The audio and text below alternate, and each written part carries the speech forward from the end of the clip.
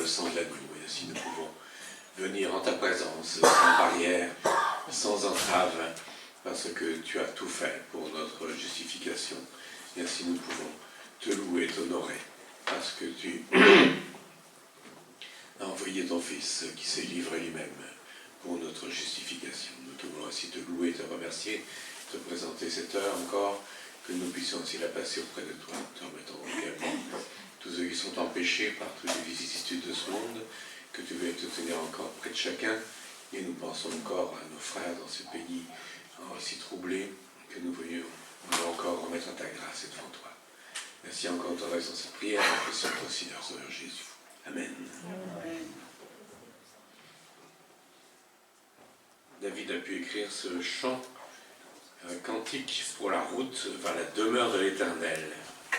Si l'Éternel n'avait pas été avec nous, oui, qu'Israël le dise, si l'Éternel n'avait pas été avec nous, lorsque des hommes nous ont attaqués, alors ils nous auraient engloutis tout vivants, dans l'ardeur de leur rage déchaînés contre nous. Et il dit, béni soit l'Éternel, lui qui n'a pas permis que nous soyons une proie pour leurs dents. Nous avons pu nous échapper comme l'oiseau du filet des chasseurs, le filet s'est rompu et nous nous sommes échappés. Et il termine en disant, notre secours nous vient de l'Éternel qui a fait le ciel et la terre. Et en effet, nous avons été délivrés du filet de l'ennemi de nos âmes et de Satan qui voulait nous entraver, nous empêcher de nous approcher de Dieu.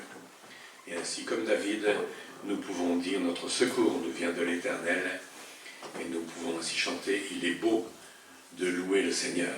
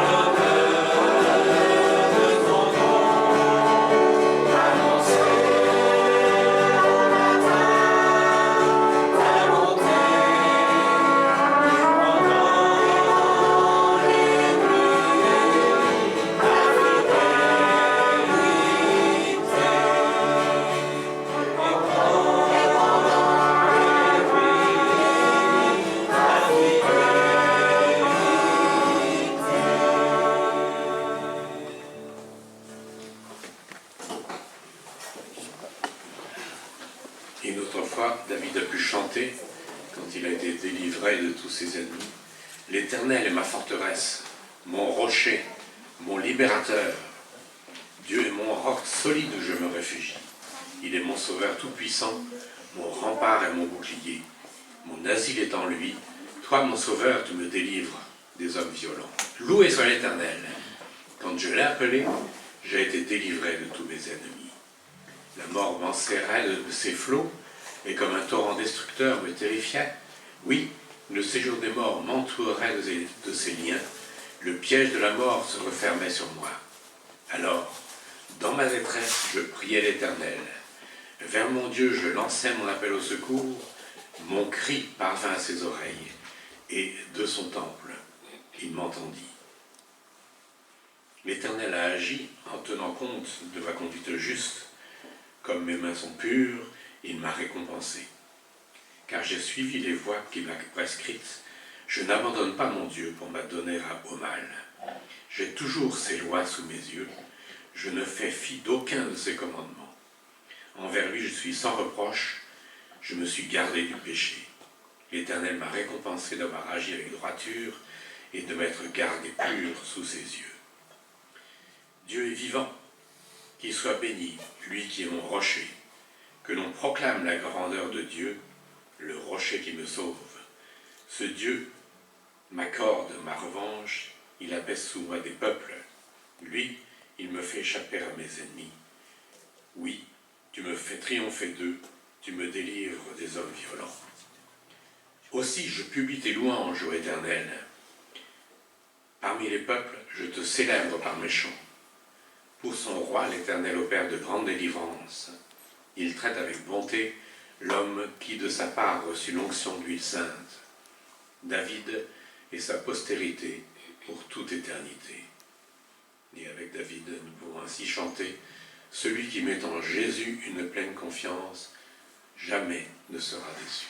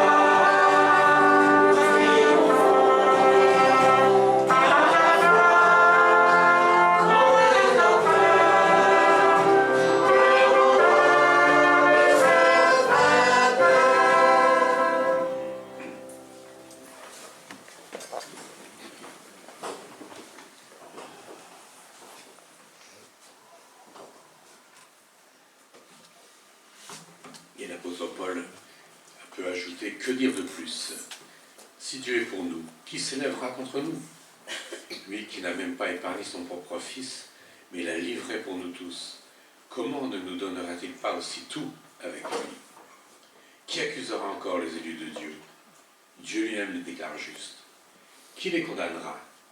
Christ est mort, bien plus, il est ressuscité, il est à la droite de Dieu et il intercède pour nous. Qu'est-ce qui pourra nous arracher de l'amour de Christ? La détresse ou l'angoisse, la persécution, la faim, la misère, le danger ou l'épée? Car il nous arrive ce que dit l'Écriture, à cause de toi nous sommes exposés à la mort à longueur de jour, on nous considère comme des moutons destinés à l'abattoir. Mais, dans tout cela, nous sommes bien plus que vainqueurs par celui qui nous a aimés. Oui, j'en ai l'absolue certitude. Ni la mort, ni la vie, ni les anges, ni les dominations, ni le présent, ni l'avenir, ni les puissances, ni ce qui est en haut, ni ce qui est en bas, ni aucune autre créature, rien ne pourra nous arracher à l'amour que Dieu nous a témoigné en Jésus-Christ, notre Seigneur. Quel chant magnifique que ce que l'apôtre Paul nous a laissé là. Et ainsi, nous pouvons, à la suite de l'apôtre Paul, chanter que nous voulons voir Jésus élevé.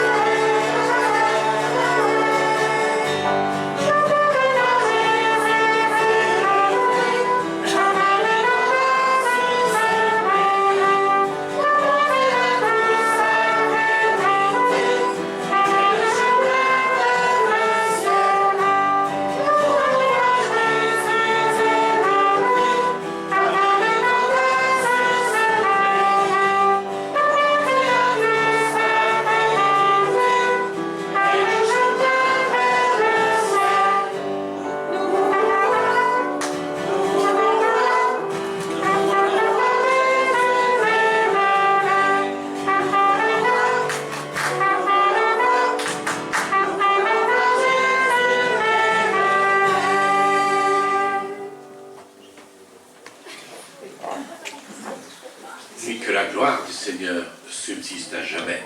Nous pouvons continuer par ce chant.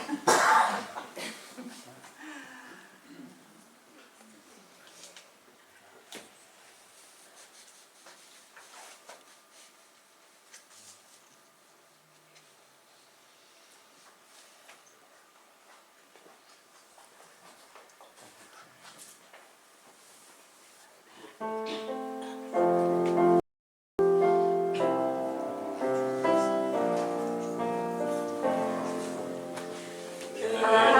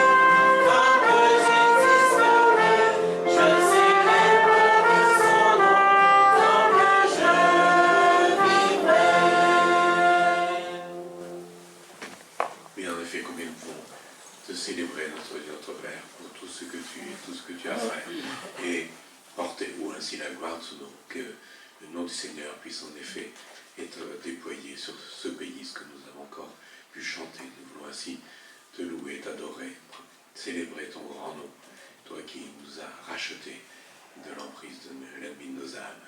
Nous voulons ainsi encore t'apporter toute notre reconnaissance, toute notre louange, ce que nous faisons encore dans le précieux de notre Seigneur et Sauveur Jésus. Amen. Je vous propose de continuer à célébrer le Seigneur par nos prières.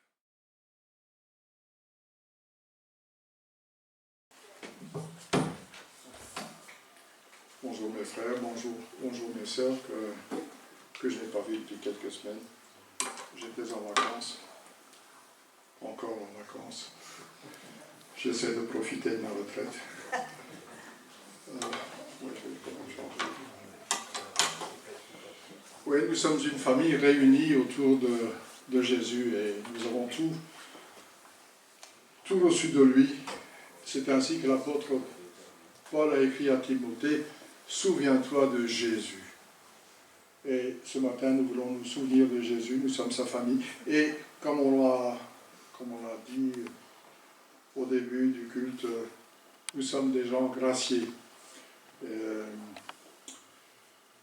Quand vous lisez plus loin dans 2 Timothée 2, verset 12, je pense, « Souviens-toi de Jésus, fils de David ». On a parlé de David et certains diront, oui, David, finalement, oui, c'était un grand roi, on lui a promis une dynastie et cette dynastie aboutit finalement à Jésus. Mais David, vous pourriez vous dire, oui, Jésus c'est un descendant de David et David n'était pas, oui, quand vous lisez la vie de David, c'était pas un saint non plus, il a commis beaucoup d'erreurs, mais David, comme nous sommes graciés.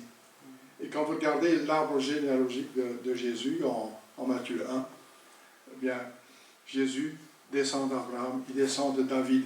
Et Abraham, tout comme David, tout comme nous sommes au bénéfice de cette grâce.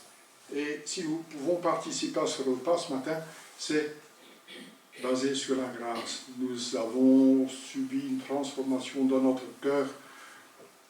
Jésus nous tendait sa grâce et par son esprit, nous avons compris à un certain moment que nous devions saisir cette grâce. Et si nous sommes ici ce matin, c'est parce que nous avons compris, nous avons saisi cette grâce. Et à ce propos, je vais lire quelque chose en Romains 6. Je ne vais pas être très long. Donc je vais lire en Romains 6, page 209, si vous utilisez cette version-ci de la Bible du Semeur. Mais pour vous, c'est clair, vous savez où se trouve Romain. Excusez-moi. Que dire maintenant? Persisterons-nous dans le péché pour que la grâce abonde? Loin de là. Puisque nous sommes morts pour le péché, comment pourrions-nous vivre encore dans le péché? Ne savez-vous pas que nous, qui avons été baptisés pour Jésus-Christ, c'est en relation avec sa mort que nous avons été baptisés? Nous avons donc été ensevelis avec lui par le baptême en relation avec sa mort, afin que, comme Christ a été ressuscité par la puissance glorieuse du Père, nous aussi nous menions une vie nouvelle. Car si nous avons été unis à lui par une mort semblable à la sienne, nous le serons aussi par une résurrection semblable à la sienne. Comprenons donc que l'homme que nous étions autrefois a été crucifié avec Christ, afin que le péché dans ce qui fait sa force soit réduit à l'impuissance et que nous ne soyons plus esclaves du péché. Car celui qui est mort a été déclaré juste, il n'a plus à répondre du péché. Or, puisque nous sommes morts avec Christ, nous croyons que nous vivrons aussi avec lui. Car nous savons que Christ, ressuscité, ne meurt plus. La mort n'a plus de pouvoir sur lui. Il est mort, et c'est pour le péché qu'il est mort, une fois pour toutes. Mais à présent, il est vivant et il vit pour Dieu. Ainsi vous aussi considérez-vous comme morts pour le péché et comme vivants pour Dieu dans l'union avec Jésus-Christ. Que le péché n'exerce donc plus sa domination sur votre corps mortel pour vous soumettre à ses désirs. Ne mettez pas vos membres et organes à la disposition du péché comme des armes au service du mal. Mais puisque vous étiez morts et que vous êtes maintenant vivants, offrez-vous vous-même à Dieu et mettez les membres et organes de votre cœur, de votre corps, à sa disposition comme des instruments pour faire ce qui est juste. Car le péché ne sera plus votre maître, puisque vous n'êtes plus sous le régime de la loi, mais sous celui de la grâce. Mais quoi? Allons-nous encore pécher sous prétexte que nous ne sommes pas sous le régime de la loi, mais sous celui de la grâce? Loin de là. Nous avons changé nos vies. Et tout le monde devrait savoir autour de nous que quelque chose s'est produit dans notre vie, que nous avons dit oui à Jésus. Et comme nous avons compris le sacrifice de Jésus, comme nous avons compris son œuvre de rédemption à la croix, eh bien, nous avons été baptisés, nous sommes passés par les eaux du baptême, nous nous sommes unis à lui, nous sommes morts avec lui. Ici à l'Église, on applique le baptême par l'immersion. Eh bien, c'est un peu un signe que nous sommes morts avec Jésus. Et quand nous sortons de l'eau, nous sommes des gens nouveaux, nous sommes des créatures nouvelles. Et sur cette base, nous pouvons ce matin participer à ce repas. C'est merveilleux d'avoir, en plus d'une théorie donnée par Jésus, par l'apôtre Paul, nous avons quelque chose de concret. Ce ne sont pas des mots, nous pouvons toucher le pain. C'est le corps de Christ en quelque sorte. Les catholiques disent que c'est la transsubstantiation. Quelque chose. Oui, encore quelque chose en plus, une syllabe en plus. Donc c'est un symbole, ce n'est pas le sang de Christ que nous allons boire ce matin, ce n'est pas son corps que nous allons toucher. C'est un repas pour nous souvenir de ce que Jésus a fait à la croix. Et maintenant, nous allons prier pour les éléments.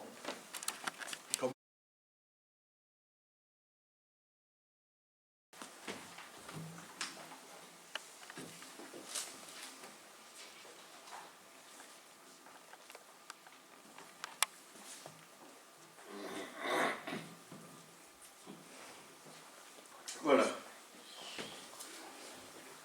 À cette place se tenait ici, dimanche dernier, Daniamo. Il nous a rappelé le contenu de notre salut, pourquoi nous obtenons le pardon de Dieu. Daniamo, c'était mon professeur de théologie systématique à l'Institut biblique de Genève. Et il nous a rappelé les piliers théologiques, les points théologiques sur lesquels repose notre pardon, notre salut, notre rédemption. Alors, petite interrogation écrite ce matin. Prenez une feuille. Voilà, vous avez 5 minutes. Non, je ne vais pas vous donner 4 heures pour ça. 5 minutes, est-ce que vous vous souvenez de ces points sur lesquels repose notre pardon, notre salut? Denis a eu la gentillesse de nous renvoyer le PowerPoint. Peut-être vous avez eu la curiosité d'aller le voir, et peut-être vous voyez cette diapo où sont alignés ces principaux points. Alors, quelqu'un a une idée? Oui? L'identification, la substitution et l'imputation. L'imputation, la substitution. D'autres choses? Dieu auteur de la réconciliation et Jésus moyen de la réconciliation. D'accord. Il y avait cette diapo sur laquelle il y avait effectivement la substitution, l'imputation, la justification. Il a évoqué aussi la réconciliation, la purification. Il nous a parlé de ce psaume, psaume 103, autant l'Orient est éloigné de l'Occident, autant il éloigne de nous nos péchés. Alors il a souligné que ces vérités doctrinales, elles peuvent paraître théoriques, parce que ce sont essentiellement des formulations juridiques. elle ne devrait pas nous faire oublier que la rédemption dont nous sommes les bénéficiaires est le fruit de l'immense amour de Dieu pour nous. Il nous a rappelé que si ce pardon, si cette rédemption nous est offerte entièrement, gratuitement, rien, zéro à payer, aucune facture.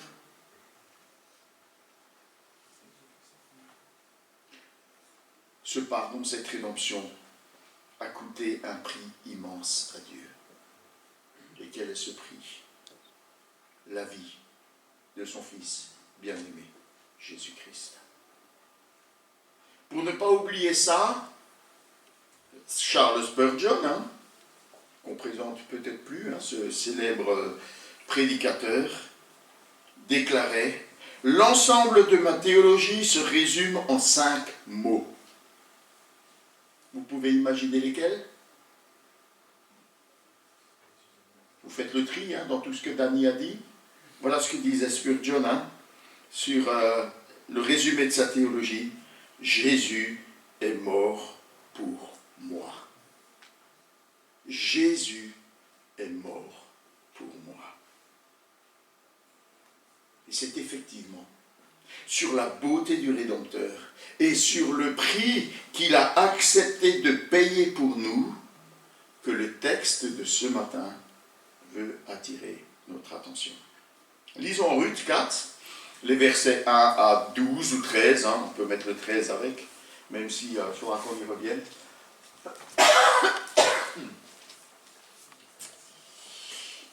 Voilà, qui veut nous en faire la lecture? Alors pour ce livre, j'aime bien inviter une sœur, mais voilà, voilà, une sœur. Ça irait bien.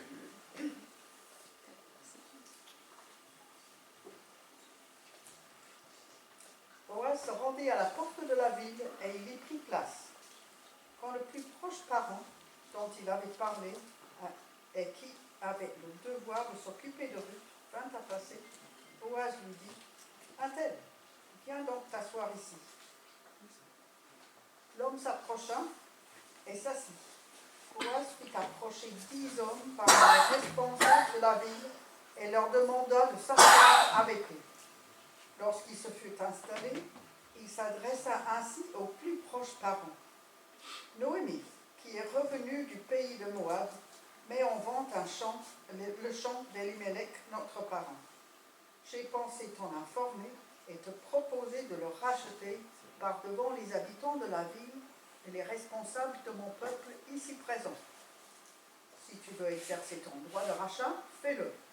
Sinon, déclare-le-moi et que je sache, car tu viens en premier lieu pour disposer du droit de rachat et je viens directement après toi. L'homme lui répondit, oui, je veux le racheter. Boaz poursuivit, si tu acquiers le champ de la main de Noémie, tu prendras pour femme Ruth, la Moabite, la veuve du défunt, pour donner au défunt une descendance qui héritera de son patrimoine. Dans ces conditions, dit le plus proche parent, je ne peux pas racheter pour mon compte, car je ferai tort à mon propre patrimoine. Reprends donc à ton compte mon droit de rachat, car je ne puis en profiter moi-même. Autrefois en Israël, lorsqu'on procédait à un rachat ou à un échange de biens, la coutume était que l'un des contractants ôte sa sandale et la donne à l'autre pour valider la transaction. Ainsi, l'homme qui avait le droit de rachat dit à Boaz, « Acquiert le champ », et il retira sa sandale. Alors Boaz déclara aux responsables et à tous ceux qui étaient là, « Vous êtes témoins aujourd'hui que j'ai acquis de la main de Noémie tout ce qui appartient à Elimelech et tout ce qui était à Kilion et Mahlon.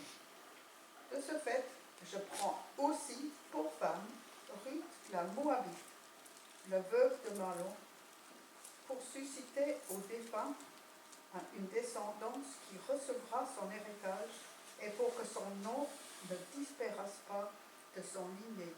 son lignage, pardon, et de sa ville natale. Vous êtes témoins aujourd'hui. Je passe la main.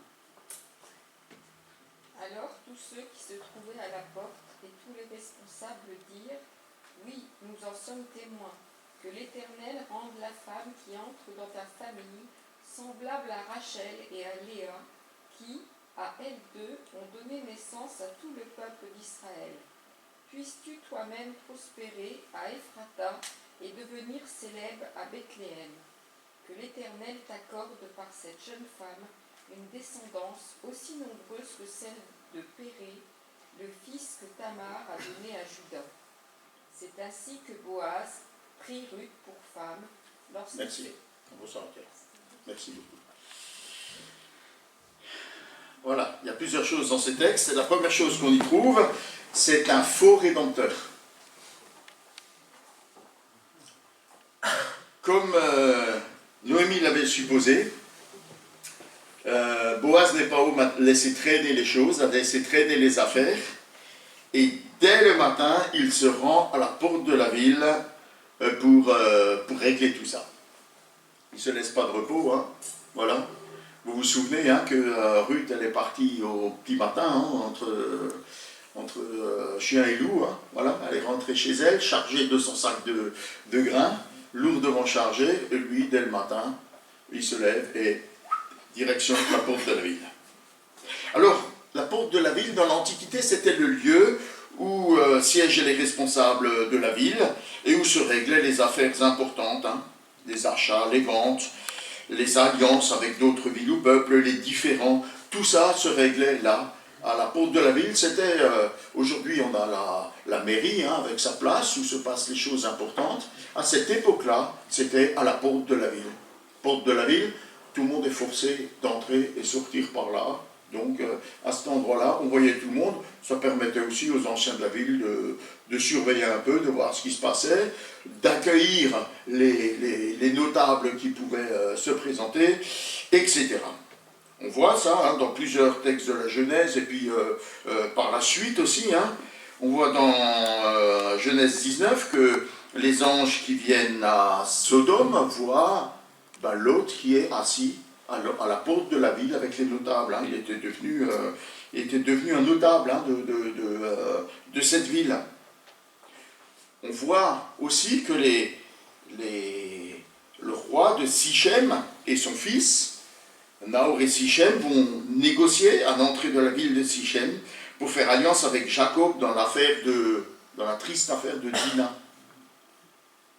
Probablement que les négociations d'Abraham pour acheter un terrain pour pouvoir enterrer sa femme défunte, Sarah, se sont probablement faites aussi à la porte de la ville d'Hébron.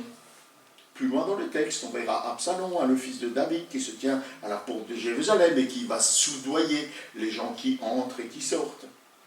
Et puis d'autres textes montrent que c'est un lieu qui a une certaine importance. Alors, Boaz, qui fait partie des notables de la ville, il s'installe là, à l'entrée de la ville, parce qu'il se dit, la personne que je veux rencontrer va forcément passer là. Pas la peine de se rendre à son domicile, il s'est probablement rendu au champ. C'est plus pratique d'aller au champ le matin quand il fait frais, hein, que d'y travailler dans l'ardeur de la journée.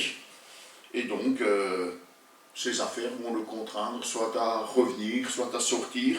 Et à ce moment-là, je pourrais l'interpeller. C'est rare d'avoir son champ dans la ville. Hein. Il y a une petite exception. Dans une de nos grandes villes, il y a une vigne.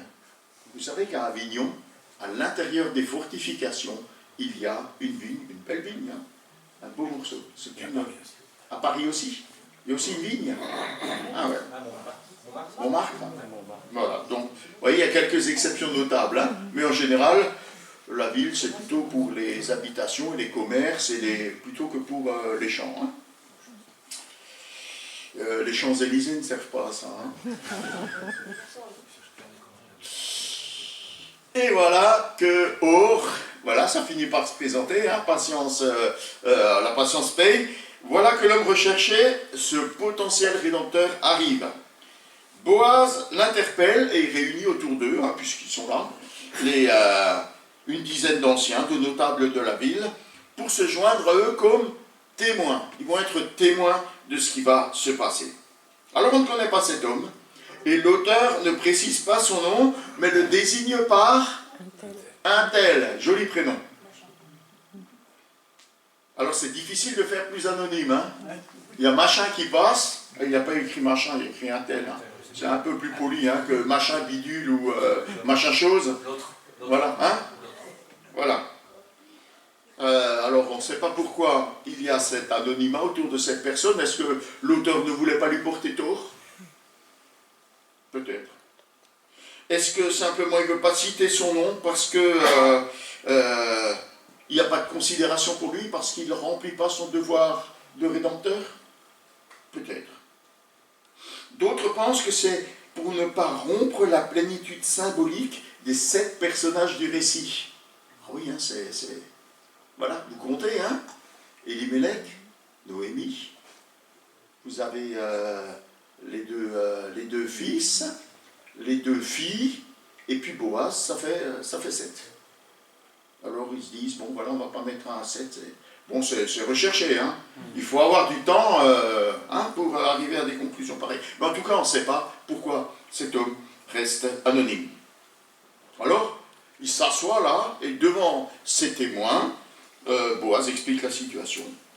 Mais il parle d'abord que de Noémie, du terrain qu'elle met en vente, et qui appartenait à Elimelech. On le sait, hein, Noémie revient de Moab, elle est sans ressources, sans moyens. Ruth est allée glaner dans les champs, elle a rapporté, elle était travailleuse, hein, on l'a vu, elle a rapporté pas mal de grains. Voilà, Boaz lui en a encore donné un bon paquet, mais quand même, il faut survivre au-delà de ça, et peut-être d'un des moyens de subsistance, c'est de vendre son terrain, le terrain qui est là. C'est cette parcelle de terre qu'un tel a le droit ou le devoir de racheter. Alors, Boaz veut faire les choses absolument dans les règles. Hein. Il dit, tu es prioritaire sur moi, je te présente la chose pour que tu puisses déclarer si oui ou non, cela t'appartient. Il respecte le droit et les règles.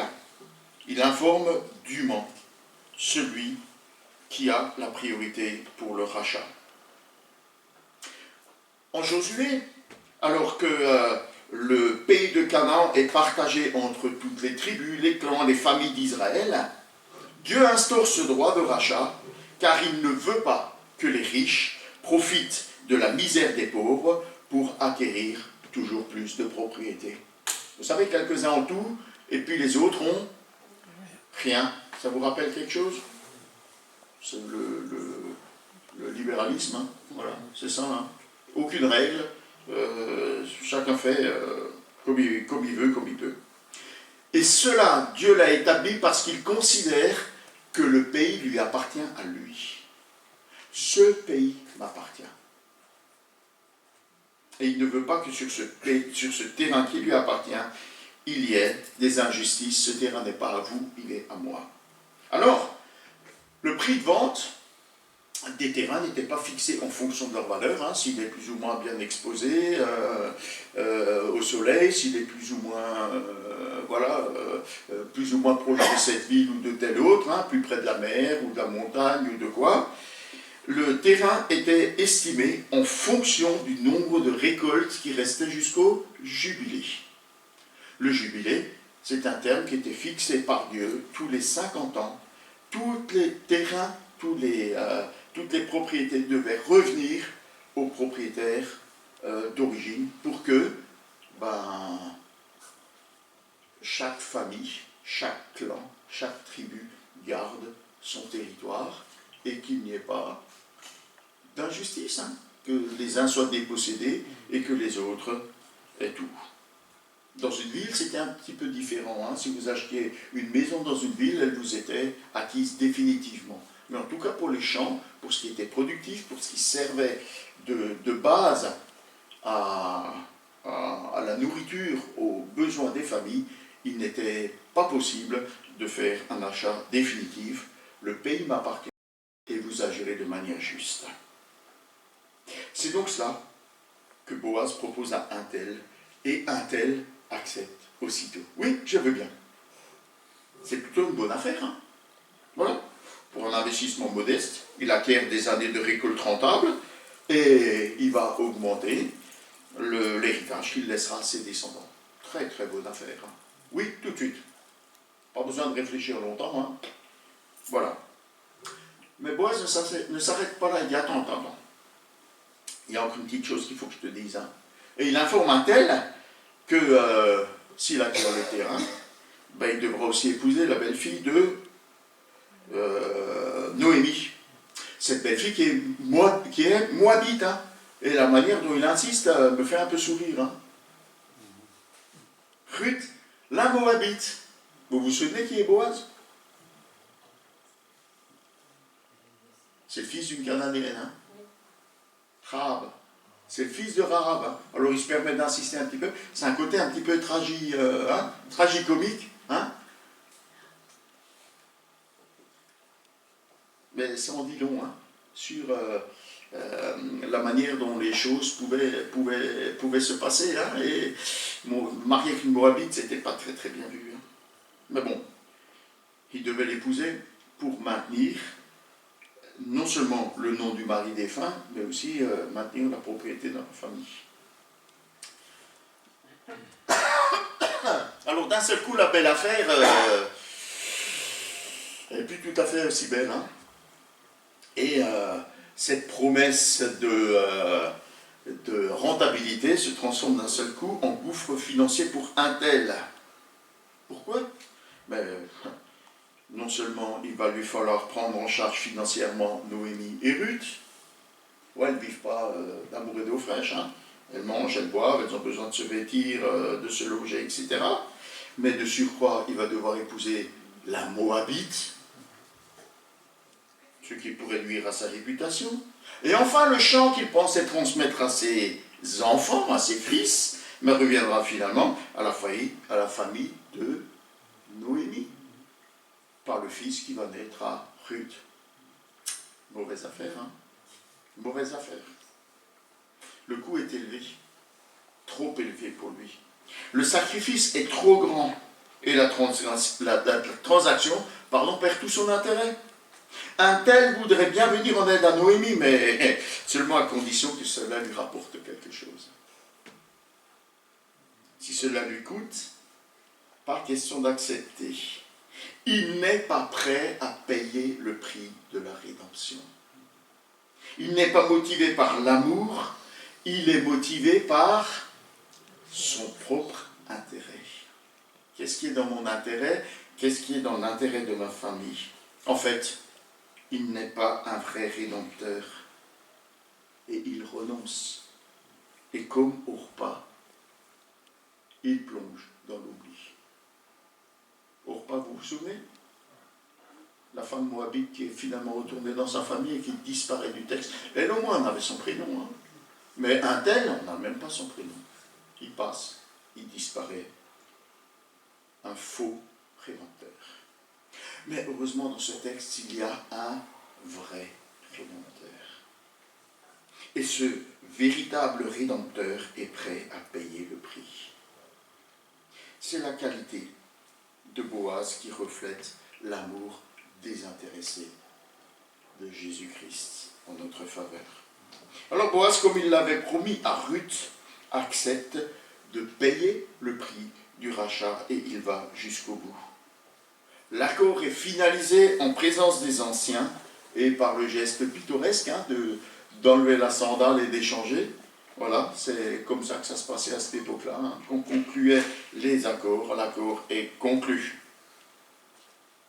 Alors, Boaz conclut les discussions par un discours dans lequel il insiste.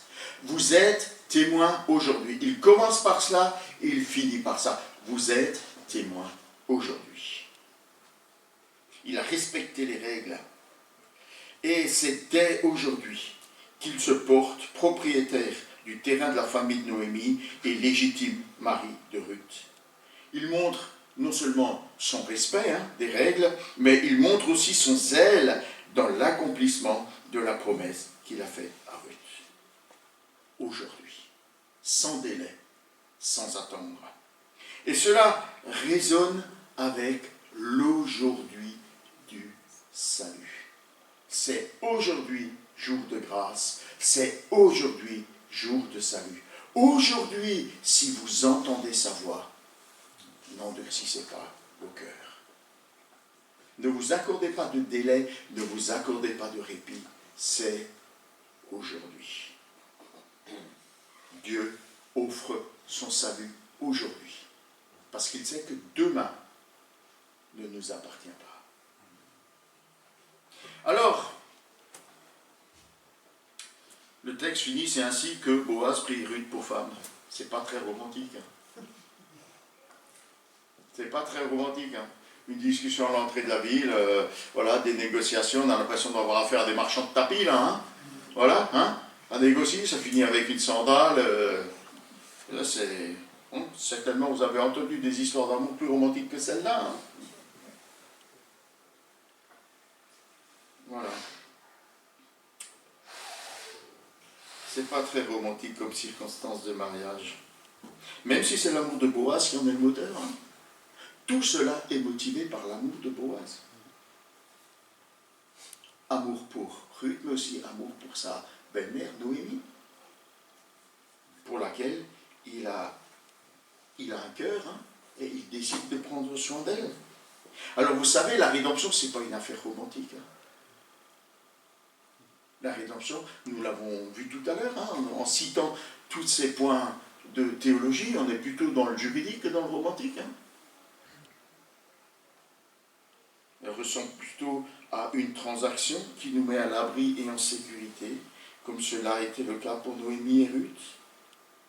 Néanmoins, la rédemption est un acte désintéressé qui accepte de payer le prix fort uniquement motivé par un amour sans borne et par un amour totalement désintéressé. Boaz, c'est le seul qui a accepté de payer le prix élevé du rachat pour Noémie et Ruth. Jésus-Christ est le seul qui a accepté de payer le prix élevé pour notre rachat et pour notre salut. Dieu déclare dans l'Ancien Testament que le prix du salut des humains est si cher que jamais il ne pourra être payé. Jésus-Christ accepte de payer ce prix si élevé. Il est le seul. Il est le véritable, le vrai Rédempteur. Affaire conclue. Rédemption accomplie. C'est au tour des notables et de la population de la ville de prendre la parole. Tout semblait être dit, tout semblait être conclu, les négociations sont arrivées à leur terme, un accord a été conclu, et pourtant cet épisode aux portes de la ville n'est pas clos. Les anciens et le peuple réunis en ce lieu prononcent une prière de bénédiction en faveur de Boaz. Et cette bénédiction, elle est triple. D'abord, que Ruth soit semblable à Rachel et Léa. Rachel et Léa, ça vous dit quelque chose, Ce sont les épouses de Jacob, qui sont les mères, avec leurs servantes Bila et Zilpa, des 12 fils qui deviendront les 12 tribus d'Israël. Alors cette prière, cette bénédiction, c'est non seulement le souhait que Dieu rende Ruth capable d'enfanter, je vous rappelle qu'elle était mariée et qu'elle n'a pas eu d'enfant, c'est la prière que Dieu la rende capable d'enfanter, mais aussi qu'il lui donne une place aux côtés de ces matriarches du peuple d'Israël, et qu'elles aient, comme ont eu Léa et Rachel, ou Rachel et Léa, puisqu'il inverse, dans le texte là c'est inversé, c'est la plus jeune d'abord, qui leur donne un rôle clé pour le peuple de Dieu. Mère des 12 tribus. Que Ruth aussi marque l'histoire d'Israël de la même manière que Rachel et Léa. Première bénédiction. Deuxième, montre ta force. Fais-toi un nom dans Bethléem. C'est l'expression du souhait que les actions louables de Boaz, sa bonté, sa compassion, son intégrité, sa justice, son désintéressement, enfin on pourrait rallonger la liste, soit le fondement de sa renommée et de sa prospérité. Et plus loin, s'ajoute le vœu qu'il soit le père d'une lignée illustre. Ça me fait penser à la fin du chapitre 53 d'Ésaïe, où nous est décrit la souffrance de Jésus-Christ. Et où il est dit qu'il verra une descendance nombreuse. Et il finit au verset 12, où Dieu dit « Je lui donnerai une part avec la multitude ou avec les grands. Il partagera le butin avec les puissants. Il se fera un homme. Il sera le premier d'une descendance nombreuse et illustre le peuple de Dieu. » Et pour Ruth, que ta descendance par Ruth ressemble à celle de Pérez que Tamar a donnée à Juda. Tamar, ça vous dit quelque chose? L'histoire de Tamar, connue? Pas connue? Connue? Bon. Alors rapidement, Alors Tamar, on ne sait pas trop, le texte ne précise pas qui c'était Tamar. Probablement une des Cananéens ou des femmes qui vivaient par là, dans des peuples qui vivaient par là, que David a donné à son premier-né. C'est un homme méchant, Dieu l'a fait mourir. Et donc, d'après cette loi du Lévira, Juda, le père de la tribu, a dû donner son deuxième fils à Tamar. Et lui, par contre, il ne respectait pas les règles. Il a tout fait pour ne pas lui donner de descendance. Ce qui a déplu à Dieu, il l'a fait mourir aussi. Alors Judas avait un troisième fils, il a dit « Je ne vais pas lui donner, il va mourir aussi. » Alors Tamar, elle s'est débrouillée par une entourloupe pour séduire finalement le père, Judas, et avoir une descendance au travers de lui. Et ce fils qui va naître va s'appeler Pérez. Et Pérez va donner une descendance telle que Judas va devenir la tribu la plus importante, la plus nombreuse en Israël. Et puis, de la prophétie, c'est de la tribu de Judas que viendra le Messie. Alors, Pérez joue aussi un rôle primordial dans la lignée du Messie. Et vous savez, cette question de descendance, de semence, elle est primordiale si on la met en correspondance avec le texte de Genèse 3.15, qui est considéré comme le proto-évangile, ou autrement dit, un prototype de l'évangile, où Dieu dit « Je mettrai de l'hostilité entre toi et la femme, entre ta descendance et sa descendance, celle-ci t'écrasera la tête et tu lui mordras le talon. » Quelle réactivité! Voilà, merci beaucoup, je salue la technique. Oui, cette descendance, c'est primordial, c'est par cette descendance que Dieu va écraser l'ennemi et permettre à l'humanité de retrouver la liberté au travers du pardon.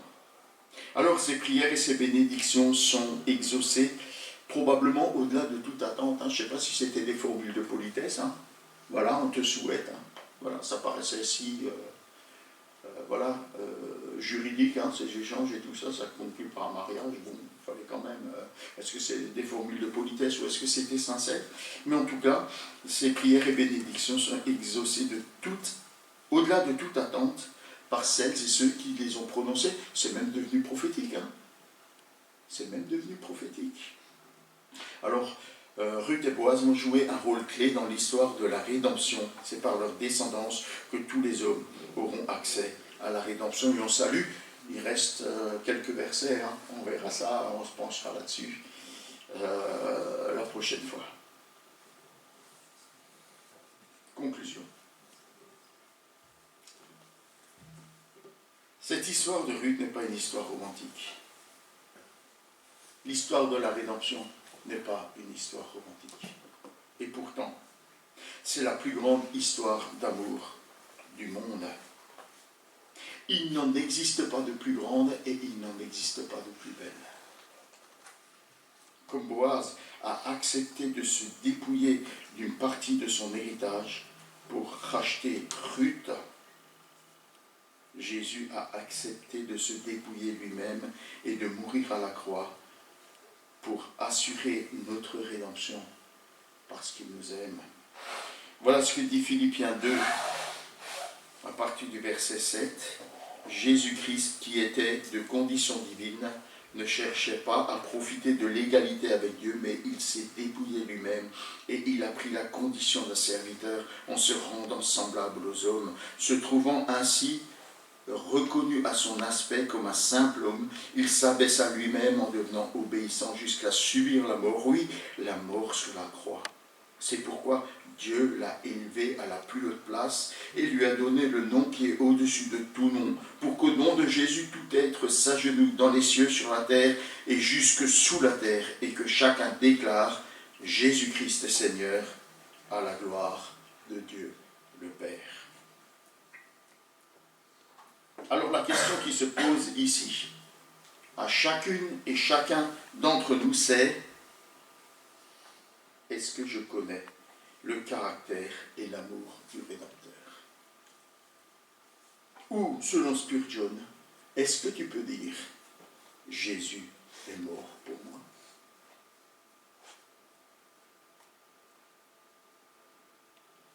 Il y a eu un jeune chrétien, jeune converti, qui a reçu la visite d'un frère plus âgé, plus ancien, qui lui a posé cette question.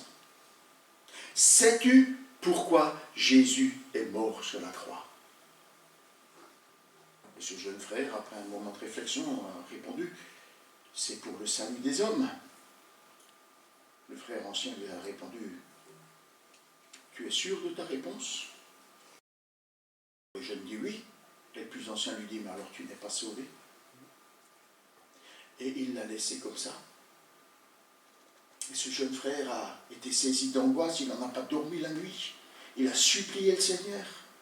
Il a dit, mais comment ça je ne suis pas sauvé? Si tu es mort pour les hommes, pourquoi est-ce que moi je ne suis pas sauvé? Jusqu'à ce qu'il trouve la paix. Et quand il a revu ce frère plus ancien, plus âgé, il lui a dit, je sais pourquoi Jésus est mort sur la croix. Il est mort pour moi. Jésus est mort pour moi. Je vous invite à chanter le Fils de Dieu, sur la terre, plus connu par son refrain, Jésus m'a tant aimé.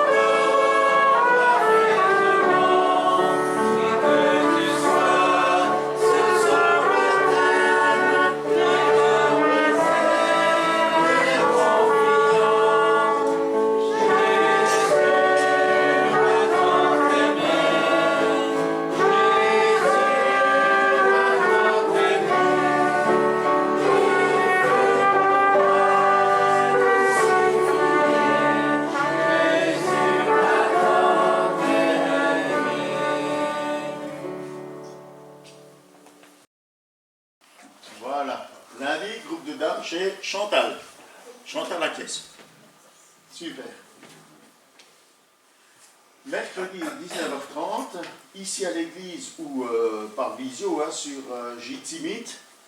Ça a changé de Google Meet, c'est Jitsi, mais c'est Meet quand même. Voilà, c'est Meet qui est important.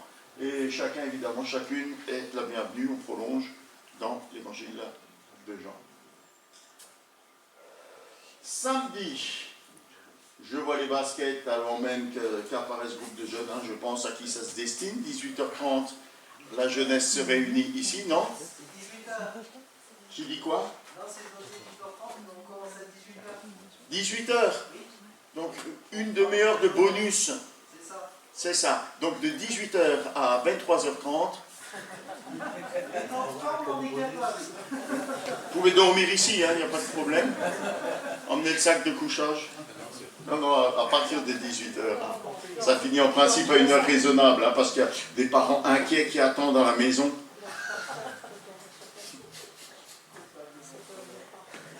Donc, groupe de jeunes à 18h. Voilà, dimanche prochain, le culte à 10h.